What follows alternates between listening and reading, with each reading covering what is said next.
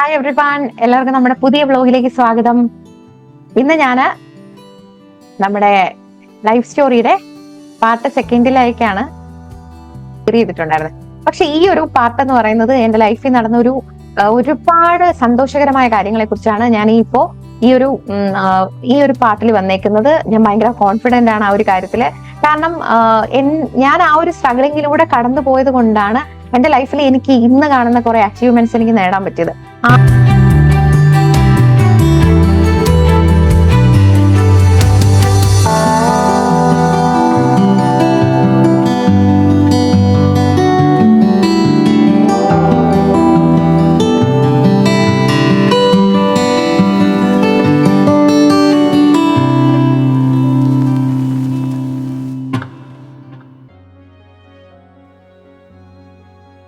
Hi everyone, എല്ലാവർക്കും നമ്മുടെ പുതിയ വ്ലോഗിലേക്ക് സ്വാഗതം. ഇന്ന് എൻ്റെ ലൈഫിൽ നടന്ന കുറച്ച് കാര്യങ്ങളെ പറ്റിയുള്ള ഒരു ടെസ്റ്റിമണി വീഡിയോ ഉണ്ടായിരുന്നു. അതിന്റെ സെക്കൻഡ് പാർട്ടാണ്. അപ്പോൾ നമുക്ക് സെക്കൻഡ് പാർട്ടിലേക്ക് പോകാം. ആ ഒരു സമയത്ത് ഞാൻ പ്രഗ്നന്റ് ആയിരിക്കുന്ന സമയത്ത്, ആ ഒരു ലാബിൽ വർക്ക് ചെയ്യുന്ന സമയത്ത് എനിക്ക് ഹെൽത്ത് ഇഷ്യൂസ് കാരണം എനിക്ക് മുന്നോട്ട് പോകാൻ പറ്റാതെ ലീവ് എടുത്തിട്ട് ഞാൻ അങ്ങനെ റെസ്റ്റ് എടുക്കാനായിട്ട് വന്നു. പക്ഷെ എനിക്ക് തിരിച്ചു പോകാൻ പറ്റിയില്ല. എനിക്ക് ആ ജോബ് ക്വിറ്റ് ചെയ്യേണ്ടി വന്നു. അങ്ങനെ പക്ഷെ എല്ലാവരും കരുതി ഞാൻ ജോബൊക്കെ കളഞ്ഞ് എന്താണ് ഒട്ടും വയ്യാണ്ട് വീട്ടിൽ തന്നെ ഇരിക്കുവാണ് എന്നൊക്കെയാണ് കരുതിയത്. പക്ഷെ ആ സമയത്ത് എനിക്ക് തോറ്റു കൊടുക്കാൻ തയ്യാറല്ലായിരുന്നു ഞാൻ. ആ സമയത്ത് ഞാൻ സെർച്ച് ചെയ്തുകൊണ്ടിരിക്കുവായിരുന്നു. പ്രഗ്നന്റ് ആയിരിക്കുന്ന സമയത്ത് പോലും ആരോടും ഞാൻ പറഞ്ഞില്ല, ഒരു മനുഷ്യനോട് ഞാൻ പറഞ്ഞില്ല. അങ്ങനെ വീണ്ടും ഞാൻ അപ്ലൈ ചെയ്തു. അങ്ങനെയാണ് എനിക്ക് കൊവൻട്രി എന്ന് പറയുന്ന യൂണിവേഴ്സിറ്റിയിൽ എനിക്ക് അഡ്മിഷൻ കിട്ടുന്നത്. അത് ആദ്യം മോളിക്കുലർ ബയോളജി എന്ന് പറയുന്ന കോഴ്സാണ് അഡ്മിഷൻ കിട്ടുന്നത്. പക്ഷെ അത് പിന്നെ ഞാൻ അത് മാറ്റിയിട്ട് കൗൺസിലിംഗ്, അതായത് സൈക്കോളജി, MSc സൈക്കോളജി എന്ന് പറയുന്ന കോഴ്സ് എടുക്കുകയാണ് ചെയ്തത്. അങ്ങനെ ആ ഒരു യൂണിവേഴ്സിറ്റിയിൽ ക്ലാസ് സ്റ്റാർട്ട് ചെയ്തു. ആ ക്ലാസ് ഒക്കെ നടക്കുന്ന സമയത്ത് എന്തായാലും ആ ഒരു ഹെൽത്ത് ഇഷ്യൂസ് കാരണം എനിക്ക് പോകാൻ പറ്റാത്ത കാരണം എപ്പോഴും വൊമിറ്റിംഗ്, പിന്നെ എപ്പോഴും തലകറങ്ങുന്ന ഒരു അവസ്ഥ, ഭയങ്കരമായിട്ടുള്ള ഒരു സ്ട്രഗ്ലിംഗ് ആയിട്ടുള്ള ഒരു സിറ്റുവേഷൻ ആണ്. നോർമലായിട്ട് കുറെ സമയം ഇരിക്കാൻ പറ്റത്തില്ല. ഭയങ്കരമായ ഇഷ്യൂസ് ആണ് ആ സമയത്ത് ഉണ്ടായിരുന്നത്.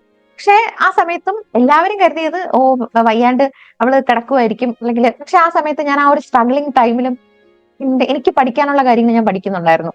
അങ്ങനെ ആ സമയത്ത് ട്രാവൽ ചെയ്യാനൊന്നും പറ്റാത്ത സമയമാണ്. അതുപോലെ തന്നെ IELTSന്റെ ടൈം ഏകദേശം, അതായത് 2 ഇയർ ആണ് IELTSന്റെ വാലിഡിറ്റി. ഫസ്റ്റ് അറ്റംപ്റ്റിൽ തന്നെ എനിക്ക് പാസ്സാവാൻ പറ്റി. അപ്പൊ ആ സമയത്ത് ഒരുപാട് പേർക്ക് അതിൽ ഭയങ്കരമായിട്ടുള്ള ഒരു ബുദ്ധിമുട്ടുണ്ടായിരുന്നു. ഫസ്റ്റ് അറ്റംപ്റ്റിൽ തന്നെ പാസ്സായി എന്നുള്ളത്.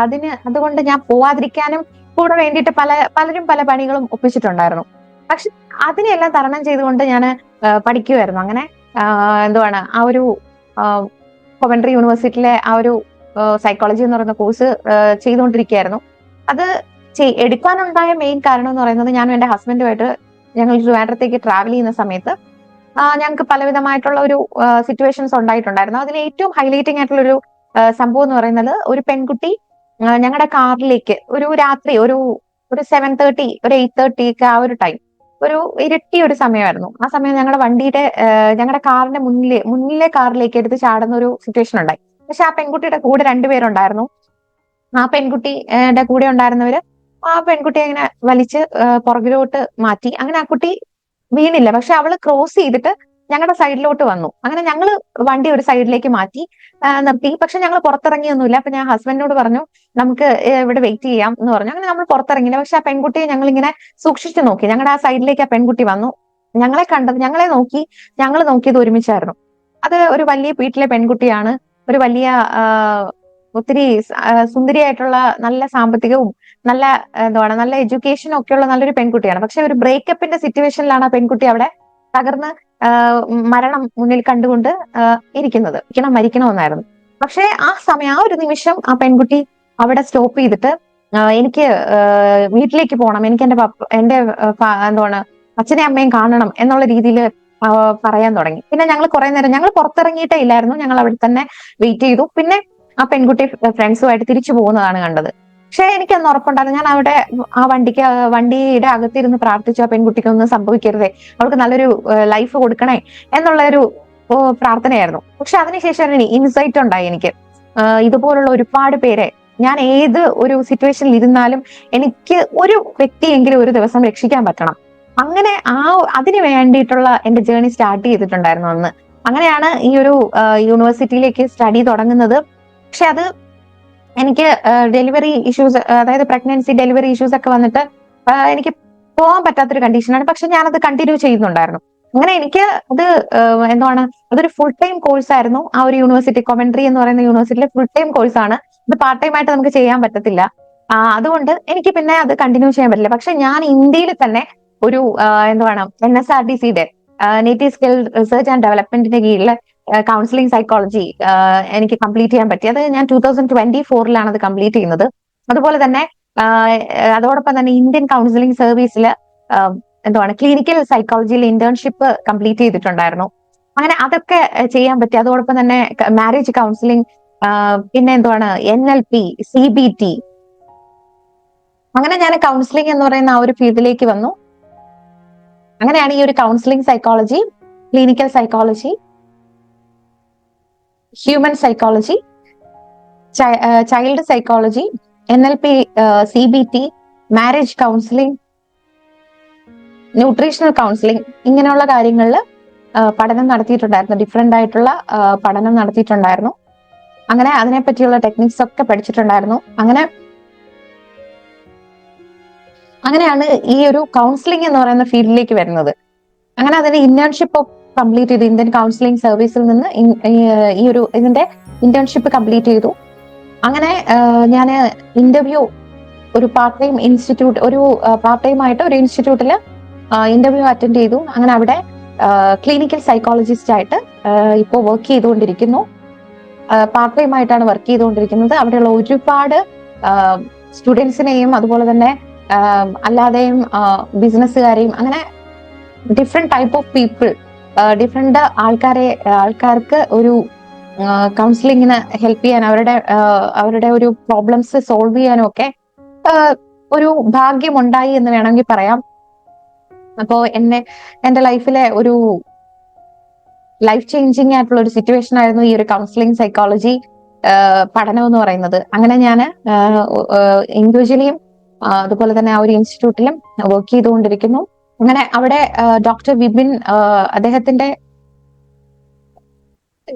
ഒരു കൗൺസിലിംഗ് സൈക്കോളജിസ്റ്റ് ആയിട്ടാണ് വർക്ക് ചെയ്തുകൊണ്ടിരിക്കുന്നത്. അങ്ങനെ എന്റെ ഒരു ജേർണി കണ്ടിന്യൂ ചെയ്തുകൊണ്ടിരിക്കുന്നു. അതോടൊപ്പം തന്നെ ICICI ബാങ്കിലും വർക്ക് ചെയ്യുന്നുണ്ട്. അത് ഒരു വലിയ സ്റ്റോറി ആയിരുന്നു, എന്റെ ലൈഫിലെ ഒരു വലിയ സ്റ്റോറിയാണ്. എന്റെ ഈ ഒരു കൗൺസിലിംഗ് ജേർണി സ്റ്റാർട്ട് ചെയ്യുന്ന 2021 അങ്ങനെ അത് തുടർന്നുകൊണ്ടിരുന്നു. ആ ഒരു ജേർണി നടന്നുകൊണ്ടിരുന്നു. അതിനിടയ്ക്ക് തന്നെ എന്റെ പ്രഗ്നൻസിയും ഡെലിവറിയും ഒക്കെ സംഭവിക്കുന്നുണ്ടായിരുന്നു. പ്രഗ്നൻസി ടൈം കുറച്ച് കോംപ്ലിക്കേറ്റഡ് ആയിരുന്നു. എങ്കിലും ഞാൻ എന്താണ്, കിടക്കുന്ന സമയത്ത് ഒക്കെ ഇങ്ങനെ ഇതിനു വേണ്ടിയിട്ട് ടൈം കണ്ടെത്തുകയും ഒക്കെ ചെയ്യുന്നുണ്ടായിരുന്നു. എന്റെ കുറെ നെഗറ്റീവ് ആയിട്ടുള്ള കുറെ സിറ്റുവേഷൻസിലൊക്കെ ആയിരുന്നു ആ ഒരു സംഭവങ്ങളൊക്കെ ഞാൻ കംപ്ലീറ്റ് ചെയ്യുന്നത്. കാരണം ഈ ഒരു ഹെൽത്ത് ഇഷ്യൂസ് ഒക്കെ ഉള്ള സിറ്റുവേഷൻസും പല ലൈഫ് ചേഞ്ചിങ് ആയിട്ടുള്ള കുറെ സിറ്റുവേഷൻസിലും അതിനെല്ലാം തരണം ചെയ്തുകൊണ്ടായിരുന്നു ആ ഒരു കൗൺസിലിംഗ് സ്റ്റഡി, അതായത് ഈ ഒരു സൈക്കോളജി എന്റെ സ്റ്റഡി സ്റ്റാർട്ട് ചെയ്യുന്നത്. പക്ഷെ ഇത് ആരോടും ഞാൻ പറഞ്ഞിട്ടില്ലായിരുന്നു. അങ്ങനെ എന്റെ 2021 ഇത് സ്റ്റാർട്ട് ചെയ്യുന്നത്. അങ്ങനെ ഇത് കണ്ടിന്യൂ ചെയ്തുകൊണ്ടിരുന്നു. ഇതിനിടയ്ക്ക് ഡെലിവറി സമയം എനിക്ക് കുറെ കോംപ്ലിക്കേഷൻസ് ഉണ്ടായിരുന്നു, കുറെ ഇഷ്യൂസ് എനിക്ക് ഉണ്ടായിരുന്നു അതുമായിട്ട് റിലേറ്റ് ചെയ്ത്. അതായത് നോർമൽ ഡെലിവറിക്ക് വേണ്ടി നോക്കിയിട്ടുണ്ടായിരുന്നു. പക്ഷെ അത് കോംപ്ലിക്കേഷനിലോട്ട് പോകും, അതായത് കുഞ്ഞിന്റെ മരണത്തിലേക്ക് വരെ അത് പോകും എന്നുള്ള ഒരു സിറ്റുവേഷൻ വന്നപ്പോൾ അവസാനം സി സെഷൻ ചെയ്യേണ്ടി വന്നു. അങ്ങനെ അതിനെപ്പറ്റി ഒരു സ്റ്റോറി ഞാൻ എന്റെ പിന്നീടുള്ള ഒരു വ്ലോഗിൽ ഞാൻ ഡീറ്റെയിൽ ആയിട്ട് പറയുന്നതായിരിക്കും. അങ്ങനെ ആ ഒരു സിറ്റുവേഷൻ തരണം ചെയ്യുന്ന സമയത്ത് എനിക്ക് ഭയങ്കരമായിട്ടുള്ള ഒരു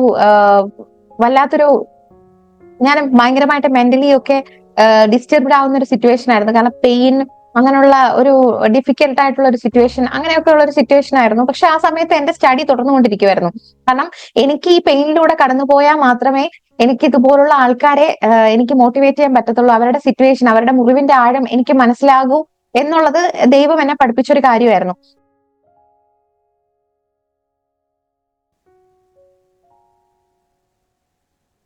അങ്ങനെ എന്റെ ഈ ജേർണി തുടർന്നുകൊണ്ടിരിക്കുന്നതിനിടയ്ക്ക് ഞാൻ ബിലിവേഴ്സ് ഹോസ്പിറ്റൽ, തിരുവല്ലയിലെ ബിലിവേഴ്സ് ഹോസ്പിറ്റലിൽ വർക്ക് ചെയ്യാനായിട്ട്, അതായത് ട്രെയിനി ആയിട്ട് കയറിയിട്ടുണ്ടായിരുന്നു. കാരണം ആ ഒരു 1 year ഗ്യാപ്പിന് ശേഷമാണ് കയറുന്നത്. അങ്ങനെ അവിടേക്ക് ബയോകെമിസ്ട്രി ലാബിലായിരുന്നു വർക്ക് ചെയ്തുകൊണ്ടിരുന്നത്. ട്രെയിനിങ് ആയിരുന്നു അവിടെ. അങ്ങനെ നൈറ്റ് ഡ്യൂട്ടീസും എന്താണ് മോർണിംഗ് ഡ്യൂട്ടിയും ഒക്കെ വന്ന് ഷിഫ്റ്റ് ഒക്കെ മാറി വരുന്നതനുസരിച്ച് എന്റെ ഹെൽത്ത് ഭയങ്കര ബുദ്ധിമുട്ടായി തോന്നി. നൈറ്റ് ഡ്യൂട്ടി ഒക്കെ ചെയ്യുമ്പോൾ ഭയങ്കര തണുപ്പുള്ള സിറ്റുവേഷനിലൊക്കെയാണ് എനിക്ക് വർക്ക് ചെയ്യേണ്ടി വന്നിരുന്നത്. പക്ഷെ ആ സിറ്റുവേഷനിൽ എന്റെ ആ ഒരു ഡെലിവറി കഴിഞ്ഞിട്ടുള്ള എന്റെ ബോഡി എനിക്കത് അതുമായിട്ട് അഡ്ജസ്റ്റ് ചെയ്യാൻ പറ്റാത്തൊരു സിറ്റുവേഷൻ ആയിരുന്നു. പക്ഷെ ആ സമയത്തും ഞാൻ കണ്ടിന്യൂ ചെയ്തുകൊണ്ടിരിക്കുകയായിരുന്നു. അങ്ങനെ എനിക്ക് അവിടെ ഒത്തിരി ഹെൽപ്ഫുൾ ആയിട്ടുള്ള സിറ്റുവേഷൻസ് ഒക്കെ ഉണ്ടായി. എന്റെ ആ ഒരു ഹെൽത്തിനനുസരിച്ച് എനിക്ക് കുറച്ച് സപ്പോർട്ടീവ് ആയിട്ടുള്ള കുറച്ച് ആൾക്കാരുണ്ടായിരുന്നു. ആ സമയത്തും ഞാൻ ഭയങ്കരമായിട്ടുള്ള ഒരു എനിക്ക് മുന്നോട്ട് പോകാൻ പറ്റുമോ എന്നൊക്കെയുള്ള ഒരു തോന്നിയ സമയമായിരുന്നു. ആ സമയത്ത് എന്റെ മദർ ആയിരുന്നു എന്റെ കുഞ്ഞിനെ നോക്കിക്കൊണ്ടിരുന്നത്. എനിക്ക് കുഞ്ഞിനെ പിരിഞ്ഞു നിൽക്കേണ്ട അവസ്ഥ ഉണ്ടായിരുന്നു. കാരണം ഡ്യൂട്ടീസിനിടയ്ക്ക് ലീവ് കിട്ടില്ല. മാസത്തിൽ ഒരു ടൈം മാത്രമേ, അത് 1-2 ദിവസമാണ് നമുക്ക് ലീവ് ഉള്ളത്. ആ സമയത്ത് എനിക്ക് കുഞ്ഞിനെ പിരിഞ്ഞു നിൽക്കേണ്ട അവസ്ഥയായിരുന്നു. അങ്ങനെ ആ സമയത്തൊക്കെ ഭയങ്കരമായ വിഷമവും ഭയങ്കരമായ വേദനാജനകമായ സിറ്റുവേഷൻ ആയിരുന്നു. പക്ഷെ ഞാൻ അതിനെല്ലാം തരണം ചെയ്തു. അങ്ങനെ എന്റെ ഹെൽത്ത് വീണ്ടും പ്രോബ്ലം ആയി തുടങ്ങിയപ്പോ അവിടെയുള്ള ഡോക്ടേഴ്സ് തന്നെ എന്നോട് പറഞ്ഞു, ആയുർവേദ ട്രീറ്റ്മെന്റ് ചെയ്യണം, അല്ലെങ്കിൽ അത് പിന്നീട് ദോഷമായിരിക്കും എന്ന് വിചാരിച്ചു. അങ്ങനെ എന്നെ അവര് തന്നെ നിർബന്ധിച്ചാണ് ഞാൻ അവിടെ നിന്ന് കുറച്ച് ഇതിന് വേണ്ടിയിട്ട് അവിടുത്തെ ഇത് കംപ്ലീറ്റ് ചെയ്തു. ഇന്റേൺഷിപ്പ് കംപ്ലീറ്റ് ചെയ്തതിനു ശേഷം, അതായത് ട്രെയിനിങ് ആൻഡ് ഒബ്സർവേഷൻ കംപ്ലീറ്റ് ചെയ്തതിനു ശേഷം ഞാൻ ട്രിവാൻഡ്രത്തേക്ക് പോകുന്നത്. അങ്ങനെ ആ ഒരു ഹോസ്പിറ്റലില് ഒരു ട്രീറ്റ്മെന്റിന് പോകുന്നതിന്റെ ആ ഒരു ടൈമിലെ ജേർണിയിലാണ് എനിക്ക് ഒരു ഇന്റർവ്യൂ കോൾ വരുന്നത്. അങ്ങനെയാണ് ഞാൻ ആ ഇന്റർവ്യൂ അറ്റൻഡ് ചെയ്തു. അങ്ങനെ ട്രിവാൻഡ്രത്ത് ഒരു ലാബില് ട്രിവാൻഡ്രത്ത് തന്നെയുള്ള ഒരു ഇൻസ്റ്റിറ്റ്യൂട്ടില് പ്രോജക്ട് അസിസ്റ്റന്റ് ആയിട്ട് വർക്ക് ചെയ്യുമായിരുന്നു. അവിടെ ഡിഫറെന്റ് ടൈപ്പ് ഓഫ് ഡിസീസിനെ പറ്റി, അതായത് ഇപ്പോൾ കൊറോണറി ആർട്ടറി ഡിസീസ്, അതുപോലെ എന്താണ് കാർഡിയോവാസ്കുലർ ഡിസീസ്, അതുപോലെ ഡയബറ്റിസ്, അങ്ങനെയുള്ള അസുഖങ്ങളെ പറ്റി, ക്യാൻസർ പോലുള്ള അസുഖങ്ങളെ പറ്റിയുള്ള സ്റ്റഡി ആയിരുന്നു നടത്തിക്കൊണ്ടിരുന്നത്. അപ്പോൾ അവിടെ ഡോക്ടേഴ്സിന് PhD കാരെയൊക്കെ അസിസ്റ്റ് ചെയ്യുകയും അവരുടെ വർക്ക്സ് ഒക്കെ ചെയ്യുകയൊക്കെ ആയിരുന്നു എന്റെ ഡ്യൂട്ടി എന്ന് പറയുന്നത്. അങ്ങനെ ആ ഒരു ജോബ് ചെയ്തുകൊണ്ടിരിക്കുന്ന സമയത്ത് തന്നെ അതിൽ നിന്ന് കിട്ടുന്ന സാലറി വെച്ചിട്ട് ഞാൻ ക്ലിനിക്കൽ സൈക്കോളജി എന്ന് പറയുന്ന കോഴ്സ്, ക്ലിനിക്കൽ ഓങ്കോളജി എന്ന് പറയുന്ന കോഴ്സ് ചെയ്തിട്ടുണ്ടായിരുന്നു. ആ ഒരു കോഴ്സ് എന്ന് പറയുന്നത് British accreditation council and CPD standard UK course ആയിരുന്നു. ആ ഒരു CPD സ്റ്റാൻഡേർഡ് UK ഈ ഒരു കോഴ്സ് ചെയ്യുന്ന സമയത്ത് നമ്മളെ പഠിപ്പിക്കുന്നത് എയിംസിലെ ഡോക്ടേഴ്സും അതുപോലെ അപ്പോളോ ഹോസ്പിറ്റലിലെ ഡോക്ടേഴ്സും ഒക്കെയാണ് നമ്മളെ ഈ ഒരു കോഴ്സ് പഠിപ്പിക്കുന്നത് എന്ന് പറയുന്നത്. അപ്പൊ ഞാനത് ഓർക്കുമായിരുന്നു. അതായത് പണ്ട് എനിക്ക് എന്തുവാണ് ഈ ഒരു എയിംസില് പഠിക്കണം എന്നുള്ള ആഗ്രഹം, ഒരു ഓങ്കോളജി ഒക്കെ പഠിക്കണമെന്നൊക്കെ എനിക്ക് ആഗ്രഹം ഉണ്ടായിരുന്നു. പക്ഷേ ഞാന് അത് മറന്നുപോയെങ്കിലും ദൈവം അത് മറന്നില്ല എന്നുള്ളതാണ്. ഞാൻ അങ്ങോട്ട് പോയതല്ല, എന്റെ അടുത്തേക്ക് ഈ ഒരു കോഴ്സ് വരുമായിരുന്നു. അപ്പൊ എന്താഗ്രഹിക്കുന്നോ, നമ്മളെ നശിപ്പിക്കാനോ ഒതുക്കാനോ നോക്കിയാലും നമുക്ക് ദൈവം നമ്മുടെ മനസ്സിലൊരു ആഗ്രഹം തന്നിട്ടുണ്ടെങ്കിൽ അത് സമയമാവുമ്പോൾ നടക്കുമെന്നുള്ളതാണ്. അങ്ങനെ ആ ഒരു കോഴ്സ് ഞാൻ പഠിക്കുകയും അവിടെയുള്ള ഡോക്ടേഴ്സ് ആയിരുന്നു അതിനെ പറ്റിയുള്ള ക്ലാസ്സസ് ഒക്കെ എടുക്കുമായിരുന്നത്. അങ്ങനെ ആ ഒരു കോഴ്സ് കംപ്ലീറ്റ് ചെയ്യുമായിരുന്നു. അത് ഡൽഹിയിലെ എയിംസിലെ അപ്പോളോയിലെ ഹോസ്പിറ്റലിലെ ഡോക്ടേഴ്സ് ആണ്. അത് ബ്രിട്ടീഷ് കൗൺസിലിന്റെ ഒരു കോഴ്സായിരുന്നു. അത് ക്രെഡിറ്റേഷൻ ഉള്ള ഒരു കോഴ്സാണ്. അപ്പൊ അത് കംപ്ലീറ്റ് ചെയ്തു. അതിന്റെ സർട്ടിഫിക്കറ്റ് 1 വീക്ക് മുമ്പെയാണ് എനിക്ക് കിട്ടിയത്. അതിൽ ഞാൻ ഭയങ്കര സന്തോഷമാണ്. കാരണം ഞാനിപ്പോ ഒരു നിമിഷം കൊണ്ട് പറയുന്നുണ്ടെങ്കിലും ഇതിപ്പോ 2 to 3 years ഓഫ് അല്ലെങ്കിൽ 1 to 2 years ഓഫ് ഹാർഡ് വർക്കാണ് എനിക്കത് കിട്ടിയത്. അങ്ങനെ ആ ഒരു കോഴ്സ് എന്റെ ജോലിയും അതിനോടൊപ്പം അതിൽ നിന്ന് കിട്ടുന്ന സാലറി ഉപയോഗിച്ചിട്ടായിരുന്നു ആ ഒരു കോഴ്സ് ചെയ്തത്. അതോടൊപ്പം തന്നെ ന്യൂട്രീഷൻ എന്ന് പറയുന്ന ഒരു കോഴ്സ് ICMR-ന്റെ, അതായത് Indian national institute of nutrition ഇന്ത്യയുടെ ICMR-ന്റെ ഒരു ന്യൂട്രീഷൻ കോഴ്സും കൂടെ ഞാൻ കംപ്ലീറ്റ് ചെയ്തിട്ടുണ്ടായിരുന്നു. അപ്പൊ അതും ഈ ദിവസങ്ങളിലാണ് കംപ്ലീറ്റ് ചെയ്തത്. അങ്ങനെ ഈ ഒരു ബയോകെമിസ്ട്രിയിൽ തന്നെ MSc ബയോകെമിസ്ട്രി എടുത്തതോടൊപ്പം തന്നെ ക്ലിനിക്കൽ ഓങ്കോളജി, ന്യൂട്രീഷൻ, പിന്നെ ഈ ഒരു കൗൺസിലിംഗിന്റെ ഫീൽഡിലും എനിക്ക് ഒരേ സമയം തന്നെ എനിക്ക് പഠിക്കാനും അതോടൊപ്പം തന്നെ വർക്ക് ചെയ്യാനും പറ്റി. അതോടൊപ്പം തന്നെ വേറൊരു കാര്യം കൂടെ എനിക്ക് ഭയങ്കരമായിട്ട് അതിശയം തോന്നിയ ഒരു കാര്യം എന്ന് പറഞ്ഞാല്, ഈ സമയത്ത് എനിക്ക് പ്രതീക്ഷിതമായിട്ട്, അതായത് ഈ ഒരു NCD എന്ന് പറയുമ്പോൾ world NCD federation, non communicable ഡിസീസിന്റെ ഒരു സ്കോളർഷിപ്പ് എനിക്ക് കിട്ടി. അത് ഞാൻ ഒത്തിരി സ്കോളർഷിപ്പിന് വേണ്ടി ഒത്തിരി അങ്ങോട്ട് പോയി ഒത്തിരി വിഷമിച്ചിട്ടുണ്ടായിരുന്നു. പക്ഷെ ആ ഒരു സ്കോളർഷിപ്പ് എനിക്ക് ഇങ്ങോട്ട് തരുമായിരുന്നു എന്ന് വേണമെങ്കിൽ പറയാം. അങ്ങനെ ആ ഒരു സ്കോളർഷിപ്പ് NCD വേൾഡ് NCD ഫെഡറേഷന്റെ ആ ഒരു സ്കോളർഷിപ്പ് വഴി എനിക്ക് ഒരു പൈസ പോലും മുടക്കമില്ലാതെ, അതായത് ഒരു പൈസ പോലും ഞാൻ മുടക്കാതെ ദൈവം എന്താണ് എന്റെ ജീസസ് എനിക്ക് ആ ഒരു ഓപ്പർച്യൂണിറ്റി തന്നു. അങ്ങനെ പഠിച്ചതായിരുന്നു primary health care physicians in non communicable disease എന്ന് പറയുന്ന ആ ഒരു എഡ്യൂക്കേഷൻ ഞാൻ കംപ്ലീറ്റ് ചെയ്തു. അതെനിക്ക് ഭയങ്കര സന്തോഷമാണ്. കാരണം ഞാൻ പ്രതീക്ഷിക്കാത്ത, ഞാൻ ആഗ്രഹിക്കാത്ത, ഞാൻ വിചാരിക്കാത്ത പല കാര്യങ്ങളും ദൈവം എനിക്ക് പഠിക്കാനും കംപ്ലീറ്റ് ചെയ്യാനും ഒക്കെ പറ്റി. രാത്രിയൊക്കെ ഇരുന്നിട്ട് ഒക്കെ ആയിരുന്നു അത് പഠിച്ചുകൊണ്ടിരുന്നത്. അപ്പൊ ആ സമയത്തെല്ലാം ഞാൻ കടന്നു വന്ന കുറെ സ്ട്രഗ്ലിംഗ് ആയിട്ടുള്ള സിറ്റുവേഷൻസ് ആയിരുന്നു എന്റെ മനസ്സിൽ. ഇപ്പൊ എന്റെ കുഞ്ഞിനെ എനിക്ക് നോക്കണം, എന്റെ വീട്ടിലെ കാര്യങ്ങൾ നോക്കണം, എന്റെ ജോലി ചെയ്യണം. അതുപോലെ ഞാനൊരു ചെറിയൊരു ബിസിനസ് റൺ ചെയ്യുന്നുണ്ടായിരുന്നു. അതായത് ഒരു ബൊട്ടീക്ക്, ഒരു ഓൺലൈൻ ബൊട്ടീക്ക്, ഒരു ഹാൻഡ് മെയ്ഡ് ആയിട്ടുള്ള, ഹാൻഡ് ക്രാഫ്റ്റ് ആയിട്ടുള്ള കാര്യങ്ങളും റൺ ചെയ്യുന്നുണ്ടായിരുന്നു. അപ്പൊ അത് ഇടയ്ക്കൊക്കെ ചെയ്യുമായിരുന്നു. അത് ചില സമയങ്ങളിൽ എനിക്ക് ക്വിറ്റ് ചെയ്യേണ്ടി വന്നു. അതോടൊപ്പം തന്നെ എന്റെ സ്റ്റഡിയിലും എന്റെ ജോബിനും എനിക്ക് കോൺസെൻട്രേറ്റ് ചെയ്യേണ്ടി വന്നു. സൈക്കോളജി എന്ന് പറയുന്ന കോഴ്സ് ചെയ്യുമ്പോൾ EMI എടുത്തിട്ടായിരുന്നു ചെയ്തുകൊണ്ടിരുന്നത്. അതായത് ഓരോ മാസവും നമ്മൾ ഇത്ര രൂപ നമ്മൾ അടയ്ക്കണം. അപ്പോ എനിക്ക് ജോബിൽ നിന്ന് കിട്ടുന്ന ആ ഒരു പൈസ ഞാൻ EMIക്കാണ് പോകുന്നത്. അങ്ങനെ ഒരുപാട് സ്ട്രഗ്ലിംഗ് ആയിട്ടുള്ള സിറ്റുവേഷൻസ് ആയിരുന്നു. അതോടൊപ്പം പഠിക്കണം, രാത്രിയൊക്കെ ഇരുന്ന് പഠിക്കുക, കുഞ്ഞെന്റെ കൂടെയാണ്. അപ്പൊ കുഞ്ഞിനെ ഉറക്കാതെ നോക്കണം, അതായത് കുഞ്ഞിനെ ഉറക്കണം. രാവിലെയൊക്കെ എന്റെ പേരൻസ് കുഞ്ഞിനെ നോക്കുമായിരുന്നു. രാത്രിയാണ് ഈ പഠിക്കുന്ന കാര്യങ്ങളിലൊക്കെ ചെയ്യുന്നത്. അങ്ങനെ ഒത്തിരി സ്ട്രഗ്ലിംഗ് സിറ്റുവേഷനിലൂടെയായിരുന്നു ഞാൻ കടന്നുപോയിക്കൊണ്ടിരുന്നത്. ആ സമയത്തും പലർക്കും അറിയില്ലായിരുന്നു. പലരും വിചാരിച്ചിരുന്നത് ഇവളുടെ ജീവിതം ഇതോടെ അവസാനിച്ചു, ഇവള് എന്താണ് ഇതോടെ തീർന്നു, ഇവള് IELTS ഒക്കെ പാസ്സായിട്ട് ഇതോടെ അവസാനിച്ചു, ഇവളിനി രക്ഷപ്പെടാൻ പോകുന്നില്ല എന്നൊക്കെ കരുതിയവരുണ്ടായിരുന്നു. പിന്നെ എന്നെ പുറത്തു വിടില്ല, എനിക്കെതിരെ കേസ് കൊടുക്കും, എനിക്ക് മുന്നോട്ട് ഒരു കേസ് കൊടുത്തു കഴിഞ്ഞാൽ എന്റെ മുന്നോട്ടുള്ള വഴി തടയും എന്ന് ചിന്തിച്ച ആൾക്കാർ വരെ ഉണ്ടായിരുന്നു. എന്റെ സർട്ടിഫിക്കറ്റ്സ് കള്ളത്തരമാണെന്ന് പറഞ്ഞ ആൾക്കാരുണ്ടായിരുന്നു. പക്ഷെ അവരെല്ലാം തരണം ചെയ്തുകൊണ്ടാണ് എനിക്കിതൊക്കെ പഠിക്കാൻ പറ്റിയത്. അതെല്ലാം ദൈവത്തിന്റെ ഒരു ഒരു ഒരു ബ്ലെസ്സിങ് ആണെന്ന് വേണം കരുതാൻ. ഇങ്ങനെ ലൈഫ് ടൈം, അതായത് ന്യൂട്രീഷൻ കൗൺസിലിംഗ് ലൈഫ് ടൈം മെമ്പറായിട്ട് വർക്ക് ചെയ്യാനൊക്കെ, അതായത് ലൈഫ് ടൈം മെമ്പർ ആവാനും അതുപോലെ തന്നെ കൗൺസിലിംഗിലെ ഒരു ഇതാവാനും ഒക്കെ എനിക്ക് പറ്റി. പക്ഷെ ആ സമയത്ത് എന്റെ മനസ്സിലൊരു ആഗ്രഹം എന്ന് പറഞ്ഞാൽ, എന്റെ വീട്ടുകാരുടെ ഒരു ആഗ്രഹം എന്ന് പറഞ്ഞാൽ ഒരു ഗവൺമെന്റ് ജോബ് കിട്ടണം എന്നുള്ളത് എല്ലാവരുടെയും ആഗ്രഹമായിരുന്നു. അപ്പോ ഞാൻ ഈ പുറത്തു പോകുന്ന കാര്യങ്ങൾ ഞാൻ ട്രൈ ചെയ്തുകൊണ്ടിരിക്കുന്ന സമയത്ത് തന്നെ ഈ ഒരു സ്റ്റഡിയൊക്കെ ഇതിനിടയ്ക്ക് നടക്കുന്നുണ്ട്. അത് അത് ചിലപ്പോ 2 years അല്ലെങ്കിൽ 1 years കൊണ്ട് നടക്കേണ്ടത് ചിലപ്പോ 3 years ആയിട്ടുണ്ട്. അങ്ങനെ കണ്ടിന്യൂ ചെയ്ത് എനിക്ക് ഇത് ഞാൻ നിർത്തും, വീണ്ടും പോവും, വീണ്ടും കണ്ടിന്യൂ ചെയ്യും, അങ്ങനെയൊക്കെ ഉള്ളൊരു സിറ്റുവേഷൻ ആയിരുന്നു. പക്ഷെ എനിക്കത് കംപ്ലീറ്റ് ചെയ്യാൻ പറ്റി. നല്ല മാർക്കോടെ എനിക്കത് കംപ്ലീറ്റ് ചെയ്യാൻ പറ്റി. കൗൺസിലിംഗിലൊക്കെ എനിക്ക് 90 above മാർക്സ് എനിക്ക് കിട്ടിയിട്ടുണ്ടായിരുന്നു. അതെല്ലാം ദൈവത്തിന്റെ കൃപയാണ്, എന്റെ കഴിവും എടുക്കുമൊന്നുമല്ല. ഇത്രമാത്രം സ്ട്രഗ്ലിംഗ് ആയിട്ടുള്ള സിറ്റുവേഷൻസിലൂടെയാണ് കടന്നു പോയിക്കൊണ്ടിരുന്നത്. എന്റെ ഹസ്ബൻഡിന്റെ ഒരു ഒരു സപ്പോർട്ടും ചില സമയത്ത് ഉണ്ടായിരുന്നു.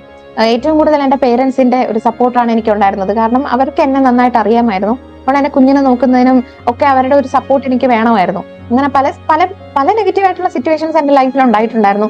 പലരുടെയും ക്വസ്റ്റ്യൻസ് എനിക്ക് ക്വസ്റ്റ്യൻസിന്റെ മുമ്പിൽ ഞാൻ പതറിപ്പോയ സമയങ്ങളുണ്ടായിരുന്നു. പക്ഷെ അതിനെല്ലാം ഞാൻ ഫേസ് ചെയ്തുകൊണ്ട് മുന്നോട്ട് പോവുമായിരുന്നു. എനിക്ക് മുന്നിൽ ഒരു ലക്ഷ്യമുണ്ടായിരുന്നു, എനിക്ക് മുന്നിൽ ഒരു ഒരു മാർഗം ഉണ്ടായിരുന്നു. അതിലേക്ക് എനിക്ക് എത്തണം. ആരുടെയും മുമ്പിൽ എനിക്ക് ആരുടെയും മുന്നിൽ എന്റെ ജീവിതം എന്റെ ജീവിതം എനിക്ക് അടിയറ വയ്ക്കാൻ എനിക്ക് താല്പര്യമില്ലായിരുന്നു. കാരണം ഞാൻ കടന്നു വന്ന സിറ്റുവേഷൻസ് എന്താണെന്നുള്ളത് എനിക്ക് മാത്രമേ അറിയാവൂ. ഇപ്പോ പല ഡിമോട്ടിവേറ്റ് ചെയ്യുന്ന പല വാക്കുകളും ഒക്കെ എനിക്ക് കേൾക്കേണ്ടി വന്നു. പലരുടെയും നെഗറ്റീവ് ആയിട്ടുള്ള സിറ്റുവേഷൻസ് എനിക്ക് കേൾക്കേണ്ടി വന്നു. ഹാർഡ് വർക്കിങ്ങിലൂടെ പല കാര്യങ്ങളും നേടിയിട്ടുണ്ടായിരുന്നെങ്കിലും ഞാൻ ഈ ഒരു വഴികളിലൂടെ ഒന്നും വരേണ്ടിയിരുന്ന ഒരാളല്ല. പക്ഷെ പലരുടെയും നെഗറ്റീവ് ആയിട്ടുള്ള വാക്കുകൾ, എന്റെ സർട്ടിഫിക്കറ്റ്സ് കള്ളത്തരമാണെന്നും, ഞാൻ ഈ ഒരു എഡ്യൂക്കേഷൻ ഒന്നും എനിക്കില്ല എന്നും, അതായത് MSc ഒന്നും ഞാൻ എടുത്തിട്ടില്ല എന്നും, എന്റെ സർട്ടിഫിക്കറ്റ്സ് കള്ളത്തരമാണെന്നുള്ള കുറെ അലിഗേഷൻസ് എന്നെ പറ്റി ആ സമയത്ത് പറയുമ്പോൾ എന്റെ മനസ്സിലുള്ള ഒരു ഇതെന്ന് പറഞ്ഞാൽ, എന്നോട് അവർക്കുള്ള ഒരു ജലസിയിൽ നിന്നാണ് ആ ഒരു വാക്കുകളൊക്കെ ഉണ്ടായതെന്നുള്ളത്. ആ സമയത്ത് എനിക്ക് കയറിയ വാശിയായിരുന്നു ഞാൻ ഈ കോഴ്സുകളൊക്കെ പഠിക്കാൻ എനിക്ക് ഇട വന്നത്. അങ്ങനെ ഈ ഒരു 3 ഫീൽഡിലും, അതായത് ബയോകെമിസ്ട്രി, അതുപോലെ തന്നെ psychology and oncology, clinical oncology, അങ്ങനെ അതോടൊപ്പം തന്നെ ഈ ഒരു കെമിസ്ട്രി, അതിലും ദൈവം എനിക്കൊരു അവസരം തന്നു. അങ്ങനെ ആ സമയത്ത് എന്റെ മനസ്സിലൊരു ഒരു ഗവൺമെന്റ് ജോബ് നേടണം എന്നുള്ളൊരു ആഗ്രഹം എന്റെ മനസ്സിലുണ്ടായിരുന്നു. ആ സമയത്ത് ഞാൻ ഈ പ്രൈവറ്റ് ഹോസ്പിറ്റലുകളിലും പ്രൈവറ്റ് ആയിട്ടുള്ള ഇൻസ്റ്റിറ്റ്യൂട്ടുകളിലും ഒക്കെയാണ് വർക്ക് ചെയ്തുകൊണ്ടിരിക്കുന്നത്. പക്ഷെ എനിക്ക് പോയി വർക്ക് ചെയ്യാനുള്ള ബുദ്ധിമുട്ടുണ്ട്. എനിക്ക് എവിടെയെങ്കിലും ഇരുന്ന് വർക്ക് ചെയ്യുന്ന ഒരു കംഫർട്ട് ആയിട്ടുള്ള ഒരു ജോബ് വേണമെന്നുള്ളൊരു ആഗ്രഹം എന്റെ മനസ്സിലുണ്ടായിരുന്നു. അങ്ങനെ 2023 ഞാനൊരു ഗവൺമെന്റ് ജോബിന് അപ്ലൈ ചെയ്യുന്നുണ്ടായിരുന്നു. അങ്ങനെ കേരള ഗവൺമെന്റിന്റെ ഒരു ജോബിന് അപ്ലൈ ചെയ്തു. ആ ജോബിന്റെ ഇന്റർവ്യൂവിന്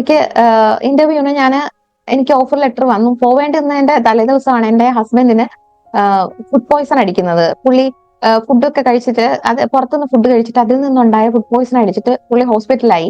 അങ്ങനെ പുള്ളി എനിക്ക് ടേക്ക് കെയർ ചെയ്യേണ്ടി വന്നു.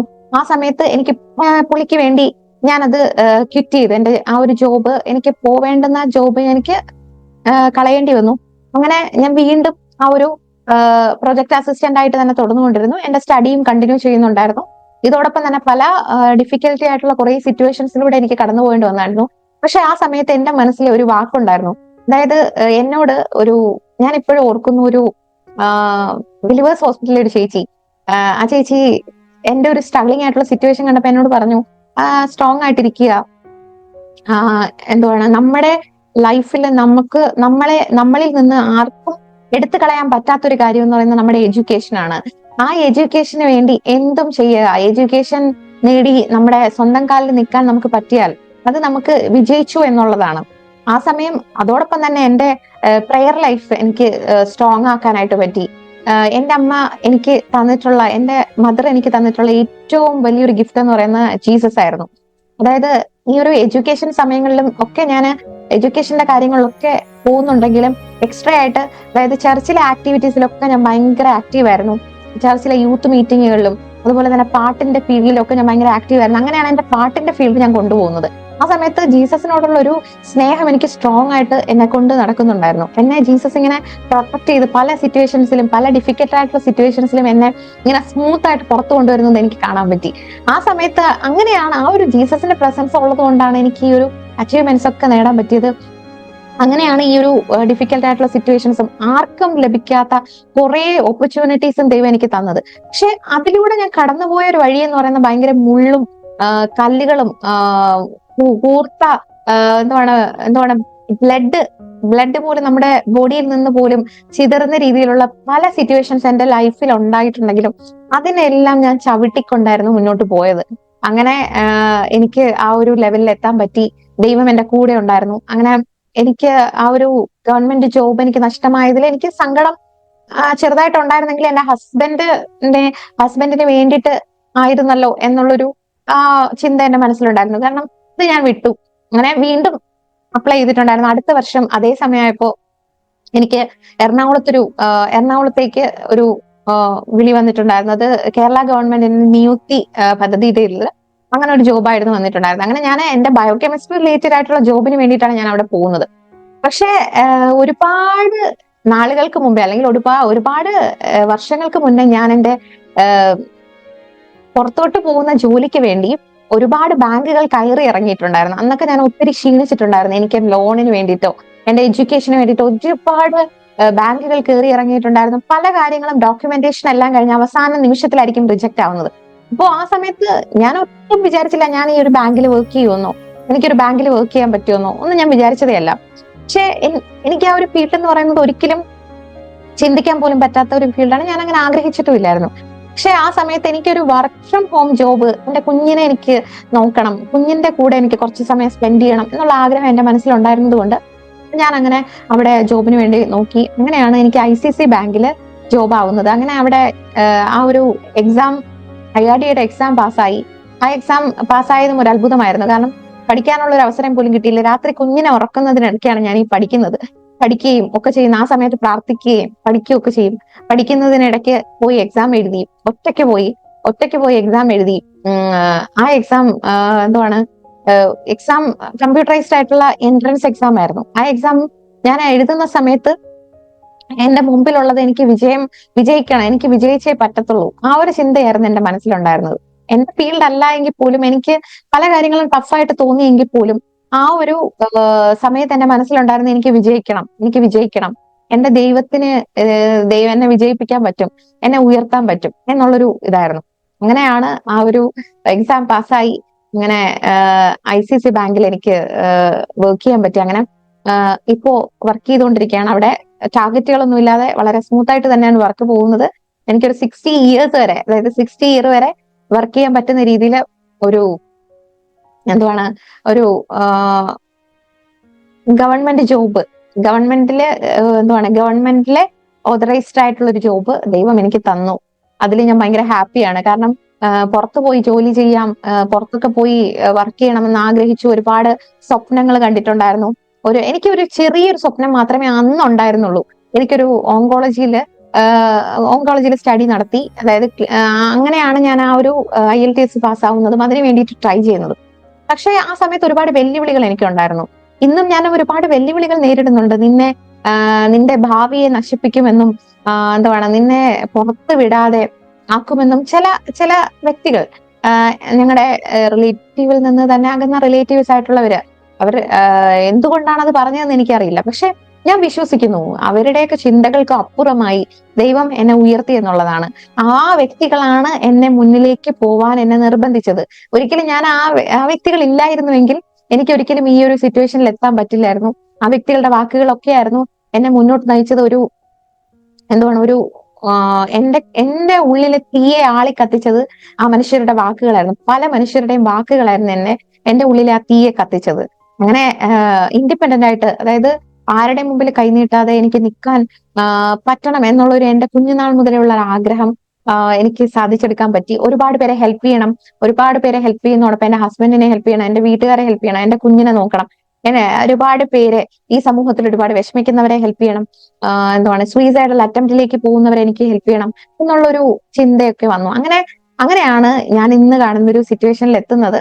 അങ്ങനെ ഇപ്പോ സൈക്കോളജിസ്റ്റ് ആയിട്ടും വർക്ക് ചെയ്യുന്നു, അതോടൊപ്പം തന്നെ ഈ ഒരു ബാങ്കിലും വർക്ക് ചെയ്തുകൊണ്ടിരിക്കുവാണ്. അപ്പോ ഞാൻ ഇന്ന് വളരെയധികം ഹാപ്പിയാണ്. എന്റെ ദൈവം എന്റെ കൂടെ ഉണ്ടായിരുന്നു. എന്റെ ഓരോ സിറ്റുവേഷനിലും എല്ലാവരും കരുതുന്നതിനേക്കാൾ അപ്പുറമായിട്ട്, പലരുടെയും ചിന്തകൾക്ക് അപ്പുറമായിട്ട് ദൈവം എന്നെ ഉയർത്തി എന്നുള്ളത് എന്റെ ജീവിതത്തിലെ ഒരിക്കലും മറക്കാൻ പറ്റാത്ത, എന്റെ ജീവിതത്തിൽ ഒരിക്കലും എനിക്ക് ഒരിക്കലും എന്റെ ജീവിതത്തിൽ ഞാൻ നഷ്ടപ്പെട്ടു പോയി, അല്ലെങ്കിൽ ഞാൻ തകർന്നു പോയി, ഞാൻ തരിപ്പണമായി എന്നൊക്കെ ചിന്തിച്ച ആ അവസ്ഥയിൽ നിന്ന് ദൈവം എന്നെ ഇത്രത്തോളം ഉയർത്തിയെങ്കിൽ, ഇതുപോലെ കേൾക്കുന്നവരും എന്റെ ഈ ഒരു ടെസ്റ്റിമണി കേൾക്കുന്ന ഒരുപാട് പേര് എന്റെ കൂടെ ഉണ്ടാവും. അവരൊക്കെ ചിലപ്പോൾ പല സിറ്റുവേഷനിലൂടെ എനിക്ക് മുന്നോട്ട് പോകാൻ പറ്റില്ല എന്നൊക്കെ തോന്നുന്ന സിറ്റുവേഷൻസ് നിങ്ങളുടെ ജീവിതത്തിലും ഉണ്ടാവാം. പക്ഷെ അങ്ങനെയല്ല. നമ്മുടെ ജീവിതം നിർണ്ണയിക്കുന്നത് ഒരു മനുഷ്യന്റെ വാക്കുകളോ അല്ലെങ്കിൽ ഒരു മനുഷ്യന്റെ ചിന്തകളോ ഒരു മനുഷ്യന്റെ മുൻവിധികളോ അല്ല. നമ്മുടെ ജീവിതം നിർണ്ണയിക്കുന്നത് ദൈവവും നമ്മളുമാണ്. നമ്മളെക്കുറിച്ച് ദൈവം ആഗ്രഹിക്കുന്ന ഒരു തലത്തിലേക്ക് നമുക്ക് ഉയരാൻ ദൈവം നമുക്ക് അവസരങ്ങളെ തരും. നമ്മൾ നല്ല നമ്മുടെ ജീവിതത്തിൽ സത്യമുണ്ടെങ്കിൽ നമ്മളെ തകർക്കാൻ ആർക്കും പറ്റില്ല. ഈ ഭൂമിയിലെ ഒരു മനുഷ്യർക്കും നമ്മളെ തകർക്കാൻ പറ്റില്ല. ഒരു മനുഷ്യന്റെയും ചിന്തകൾക്ക് അപ്പുറമാണ് ദൈവം പ്രവർത്തിക്കുന്നത് എന്നുള്ളത് എന്റെ ജീവിതത്തിലെ എന്റെ സിറ്റുവേഷൻസിലൂടെ എനിക്ക് മനസ്സിലാക്കാൻ പറ്റി. എനിക്ക് ഒരു മനുഷ്യനെയും ഭയമില്ലാതെ എനിക്ക് മുന്നോട്ട് പോകാൻ പറ്റിയത് ആ ഒരു ജീസസിന്റെ ഒരു പ്രസൻസും ആ ജീസസിന്റെ ഒരു സ്ട്രോങ് ആയിട്ടുള്ള ഒരു ബിലീഫും എന്റെ കൂടെ ഉണ്ടായിരുന്നത് കൊണ്ടാണ്. അപ്പോ ഏതൊരു സിറ്റുവേഷനിലും നമ്മുടെ പേരൻസ് നമ്മുടെ കൂടെ കാണില്ലെങ്കിലും, നമ്മുടെ ഏറ്റവും അടുത്തവര്, നമ്മളെ സ്നേഹിക്കുന്നവര്, നമ്മുടെ കൂടെ ഉണ്ടെന്ന് നമ്മൾ വിചാരിക്കുന്നവരൊന്നും നമ്മുടെ കൂടെ ഇല്ലാതിരിക്കുമ്പോൾ പോലും നമ്മുടെ ജീസസ് നമ്മുടെ കൂടെ ഉണ്ടാവും. എന്റെ ഓരോ നെഗറ്റീവ് സിറ്റുവേഷൻസിൽ, അതായത് എന്റെ കൂടെ ആരുമില്ല എന്ന് എനിക്ക് തോന്നിയ സിറ്റുവേഷൻസിൽ, ആർക്കും എന്റെ കൂടെ കടന്നു വരാൻ പറ്റാത്ത ചില സിറ്റുവേഷൻസിൽ, എസ്പെഷ്യലി ഞാൻ ഡെലിവറി റൂമിലായിരിക്കും, അതായത് ഓപ്പറേഷൻ തിയേറ്ററിലായിരിക്കുമ്പോൾ ആ സമയത്ത് മരണം മുന്നിൽ കണ്ടിട്ടുണ്ടായിരുന്നു. ആ സമയത്ത് എന്റെ കൂടെ എന്റെ പേരൻസ് ഉണ്ടാവത്തില്ല. അവർക്ക് വരാൻ പറ്റുന്നതിനപ്പുറമാണ് നമ്മുടെ ഒരു ലൈഫ് എന്ന് പറയുന്നത്. ഒരിക്കലും അതായത് നമ്മുടെ അടുത്തേക്ക് വരാൻ പറ്റാത്ത, അതായത് നമ്മളെ ഏറ്റവും സ്നേഹിക്കുന്നവരെ പോലും നമ്മുടെ അടുത്തേക്ക് വരാൻ പറ്റാത്ത ചില സിറ്റുവേഷൻസ് നമ്മുടെ ലൈഫിൽ ഉണ്ടാവാം. പക്ഷെ ആ സിറ്റുവേഷൻസിൽ പോലും നമ്മുടെ മരണം വരെ നമ്മുടെ കൂടെ ഉണ്ടാകും എന്ന് നമുക്ക് വാക്ക് തന്ന ഒരേ ഒരാള് അത് യേശു മാത്രമാണ്, ജീസസ് മാത്രമാണ്. ആ ജീസസ് ഉള്ളത് കൊണ്ടാണ് എനിക്ക് ഈ ഒരു സിറ്റുവേഷനിൽ എനിക്ക് നിൽക്കാൻ പറ്റിയത്, ഈ ഒരു സിറ്റുവേഷൻ എനിക്ക് തരണം ചെയ്യാൻ പറ്റിയത്, ഈ ഒരു യൂട്യൂബിന്റെ ഈ പ്ലാറ്റ്ഫോമിൽ എനിക്ക് നിൽക്കാൻ പറ്റിയത്. ഞാൻ ഇങ്ങനെ വന്ന് ഓപ്പൺ ആയിട്ട് എനിക്ക് സംസാരിക്കാൻ പറ്റുമെന്ന് പോലും വിചാരിച്ചതല്ല. ഇതോടൊപ്പം തന്നെ എന്റെ ചർച്ച് മിനിസ്ട്രിയും, അതായത് ശുശ്രൂഷയും അതോടൊപ്പം കൊണ്ടുപോയിക്കൊണ്ടിരിക്കുകയാണ്. എന്റെ ഹസ്ബൻഡ് ഒരു വർഷിപ്പ് ചെയ്യുന്ന ഒരു ചർച്ച് ജോബിനേക്കാളും, എന്റെ ഈ ഒരു കൗൺസിലിങ്ങിനേക്കാളും, എന്റെ ഈ ഒരു ലൈഫിലുള്ള അച്ചീവ്മെന്റിലേക്കാളും ഒത്തിരി ഉയരെയാണ് എന്റെ ജീസസിനോടുള്ള എന്റെ ഒരു സ്നേഹം എന്ന് പറയുന്നത്. അപ്പോ ഇതെല്ലാം എന്റെ ഒരു സൈഡായിട്ട് കൊണ്ടുപോകുന്നെങ്കിലും എനിക്ക് ഏറ്റവും കൂടുതൽ എനിക്ക് ജീസസിനോടുള്ള ഒരു സ്നേഹമാണ് എന്നെ ഇതിനെല്ലാത്തിനും ഉയരെയായിട്ട് നിൽക്കുന്നത്. അതിനെ ആർക്കും തകർക്കാൻ ഒരിക്കലും പറ്റില്ല, എന്റെ ലൈഫിനെ ആർക്കും തകർക്കാനും പറ്റില്ല എന്നൊരു വിശ്വാസം എന്റെ മുന്നിൽ വന്നത് എന്റെ ജീസസ് എന്റെ കൂടെ ഉണ്ടായിരുന്നത് കൊണ്ടാണ്. പല സിറ്റുവേഷൻസും, പല നെഗറ്റീവ് ആയിട്ടുള്ള സിറ്റുവേഷൻസും, പല തകർന്നു പോകുന്ന അവസ്ഥകളും എന്റെ ലൈഫിൽ ഉണ്ടായി. പക്ഷെ അതിനെല്ലാം തരണം ചെയ്തുകൊണ്ട് എനിക്ക് മുന്നോട്ട് പോകാൻ പറ്റി. ഒരാൾ പോലും എന്റെ കൂടെ ഉണ്ടാകുമെന്ന് ഞാൻ കരുതിയവർ പോലും എന്റെ കൂടെ ഇല്ലാത്ത അവസ്ഥകളിൽ പോലും ആ സമയത്ത് പോലും ജീസസ് എന്റെ കൂടെ ഉണ്ടായിരുന്നു. അതായിരുന്നു എനിക്ക് ഏറ്റവും ഇൻസ്പയറിംഗ് ആയിട്ടുള്ളത്. അപ്പോ ആർക്കും തകർക്കാൻ പറ്റാത്ത, ആർക്കും നശിപ്പിക്കാൻ പറ്റാത്ത അത്രയും എന്തുവാണ് വേരുകളുള്ള ഒരു ലൈഫായി എന്റെ ലൈഫ് മാറി. ഇതിൽ ഞാൻ ഭയങ്കര ഹാപ്പിയാണ്. അതോടൊപ്പം എനിക്ക് ദൈവം തന്ന കുറെ അച്ചീവ്മെന്റ്സിൽ ഞാൻ ഭയങ്കര ഹാപ്പിയാണ്. അതിൽ ഞാൻ ഒരുപാട് നന്ദിയുള്ളവളാണ്. എന്നെ ഇതുവരെ എന്നെ കൊണ്ടുവന്ന, എന്നെ സപ്പോർട്ട് ചെയ്ത എന്റെ പേരൻസും എന്റെ ഫാമിലിയും അതോടൊപ്പം തന്നെ എന്റെ കുഞ്ഞ് എല്ലാ സിറ്റുവേഷൻസിലും എന്റെ കൂടെ, എന്റെ കാര്യങ്ങളിലെല്ലാം എന്നെ സപ്പോർട്ട് ചെയ്ത് കൂടെ ഉണ്ടായിരുന്നു. അവൾക്ക് ഞാൻ പറയുന്ന കാര്യങ്ങൾ, കുഞ്ഞായിട്ട് പോലും പല കാര്യങ്ങളും എനിക്ക് ഇതൊന്നും മാനേജ് ചെയ്യാൻ പറ്റാതെ ഞാൻ വിഷമിക്കുന്ന സിറ്റുവേഷൻസിൽ പോലും പല കാര്യങ്ങളും ദൈവം അവളെ അഡ്ജസ്റ്റ്മെന്റിലേക്ക് കൊണ്ടുവന്നു എന്നുള്ളതാണ്. അതെനിക്ക് ഒരിക്കലും എന്തുവാണ്, ഇതിൽ ഞാൻ ഭയങ്കര ഹാപ്പിയാണ്. അപ്പൊ ഇന്ന് ഞാൻ ഭയങ്കര സന്തോഷത്തോടു കൂടിയാണ് ഞാൻ ഇവിടെ വരുന്നത്. എല്ലാവരുടെയും ലൈഫിൽ ഒരുപാട് നെഗറ്റീവ് ആയിട്ടുള്ള സിറ്റുവേഷൻസോ അല്ലെങ്കിൽ ഒരുപാട് സ്ട്രഗ്ലിംഗ് സിറ്റുവേഷൻസ് ഉണ്ടായി എന്ന് വരാം. പക്ഷെ ആ സിറ്റുവേഷൻസിൽ നമ്മളെ പുറകോട്ട് വലിക്കുകയല്ല, അല്ലെങ്കിൽ നമ്മൾ പുറകോട്ട് പോവുകയല്ല, മുന്നോട്ട് തന്നെ പോവുക. കാരണം ഒരാളുടെയും വാക്കുകളോ ഒരാളുടെയും ജീവിതമോ അല്ല നമ്മളെ നിയന്ത്രിക്കുന്നത് അല്ലെങ്കിൽ നമ്മളെ മുന്നോട്ട് നയിക്കുന്നത്. അവരാരുമല്ല നമ്മളെ മുന്നോട്ട് കൊണ്ടുപോകുന്നത്. നമ്മുടെ ലൈഫ് നിയന്ത്രിക്കേണ്ടത് നമ്മളും ദൈവമാണ്. അല്ലെങ്കിൽ നമുക്കൊരു കാര്യം അച്ചീവ് ചെയ്യണമെങ്കിൽ അത് നമ്മൾ അതിനു വേണ്ടി ഇറങ്ങുക. അതിനെ ആർക്കും, ഈ ലോകത്തിലെ ഒരു മനുഷ്യനും അതിനെ തകർക്കാൻ പറ്റില്ല എന്നുള്ളൊരു സ്ട്രോങ് ആയിട്ടുള്ള ഒരു ബിലീഫ് എനിക്കുണ്ടായി എന്നുള്ളതാണ്. അത് ഞാൻ ഭയങ്കര ഹാപ്പിയാണ്. ഇന്ന് ഞാൻ ഭയങ്കര സന്തോഷത്തോടു കൂടിയാണ് ഈ ഒരു ടെസ്റ്റിമണി പറയുന്നത്. എന്റെ ജീവിതത്തിലുണ്ടായ മെസ്സി ആയിട്ടുള്ള കുറെ സിറ്റുവേഷൻസ് എനിക്ക് മറ്റുള്ളവർക്കുള്ള ഒരു മെസ്സേജ് ആയിട്ട് മാറി. എന്റെ ലൈഫിലുണ്ടായ കുറെ ടെസ്റ്റുകൾ, കുറെ പ്രാക്ടിക്കൽ എക്സാംസ്, എന്റെ ജീവിതത്തിലുണ്ടായ പ്രാക്ടിക്കൽ ആയിട്ടുള്ള കുറെ എക്സാംസ് എന്റെ ലൈഫിൽ എനിക്ക് അതൊരു ടെസ്റ്റ് മണി ആയിട്ട് എനിക്ക് പറയാൻ പറ്റി. അതായത് എല്ലാ മെസ്സി ആയിട്ടുള്ള സിറ്റുവേഷൻസ് ഒരു മെസ്സേജ് ആയിട്ട് മാറും. എവറി ടെസ്റ്റ് മണി ആയിട്ട് നമുക്ക് പറയാൻ പറ്റും. അതാണ് നമ്മുടെ ലൈഫിന്റെ സക്സസ് എന്ന് പറയുന്നത്. അപ്പോ ഞാൻ ഇന്ന് ഭയങ്കര ഹാപ്പിയാണ്. ദൈവം നിങ്ങളെല്ലാവരെയും അനുഗ്രഹിക്കട്ടെ. നിങ്ങളെല്ലാവരും നിങ്ങളിൽ ആരെങ്കിലും ഇങ്ങനെയുള്ള ഡിഫിക്കൽട്ട് ആയിട്ടുള്ള സിറ്റുവേഷൻസിനെ തരണം ചെയ്യുന്നുണ്ടെങ്കിൽ എന്റെ കൗൺസിലിംഗ് ഫോം ഞാൻ ഇട്ടിട്ടുണ്ട്. ആ ഫോം ഫില്ല് ചെയ്ത് നിങ്ങൾ അയക്കുക. നിങ്ങൾക്കൊരു ടൈം ചൂസ് ചെയ്യാം. എന്നോട് നേരിട്ട് സംസാരിക്കുന്നവർക്ക് സംസാരിക്കാം. നമുക്കൊരു അപ്പോയിന്റ്മെന്റ് എടുക്കാം. ഇപ്പോ എന്റെ ഒരു കൗൺസിലിംഗ് ജേർണി ഇങ്ങനെ തുടർന്നുകൊണ്ടിരിക്കുകയാണ്. നിങ്ങൾക്ക് അതിനുള്ള ഒരു ആവശ്യമുണ്ടെങ്കിൽ നിങ്ങൾക്ക് എന്നെ കോണ്ടാക്ട് ചെയ്യാം. അപ്പോൾ എല്ലാ ഒരു സിറ്റുവേഷൻസിലും എന്റെ ഒരു സപ്പോർട്ട് നിങ്ങളുടെ കൂടെ ഉണ്ടാവും. അപ്പോൾ നമുക്ക് ഇനിയും നമ്മുടെ യാത്ര തുടരാം. ഇതുപോലെയുള്ള ഇടയ്ക്ക് ഒക്കെ വന്ന് നമുക്ക് സംസാരിക്കാം. അപ്പൊ ഈ ഒരു ടെസ്റ്റ് മണി നിങ്ങൾക്ക് എല്ലാവർക്കും ഇഷ്ടപ്പെട്ടു എന്ന് വിശ്വസിക്കുന്നു. എന്റെ ഇതിലും ഒരുപാട് ലൈഫ് ജേർണിയിലൂടെ ഞാൻ കടന്നു പോയിട്ടുണ്ട്. അതിലൊരുപാട് ഞാൻ ഇപ്പോ ഗ്രാറ്റിറ്റ്യൂഡ് എനിക്കുണ്ട്. കാരണം ആ ഒരു വേദനാജനകമായ സിറ്റുവേഷൻസും അങ്ങനെയുള്ള വ്യക്തികളും, എന്നെ വേദനിപ്പിച്ച വ്യക്തികളും എന്റെ ലൈഫിൽ വന്നത് കൊണ്ട് മാത്രമാണ് എനിക്ക് ഇന്ന് ഈ ഒരു സക്സസ് കാണാൻ പറ്റിയത്. അത് ഞാൻ ഭയങ്കര ഹാപ്പിയാണ്. ദൈവം ഒത്തിരി എല്ലാവരെയും അനുഗ്രഹിക്കട്ടെ. നമുക്ക് വീണ്ടും ഒരു പുതിയ വീഡിയോ ആയിട്ട് വീണ്ടും കാണാം. ബൈ.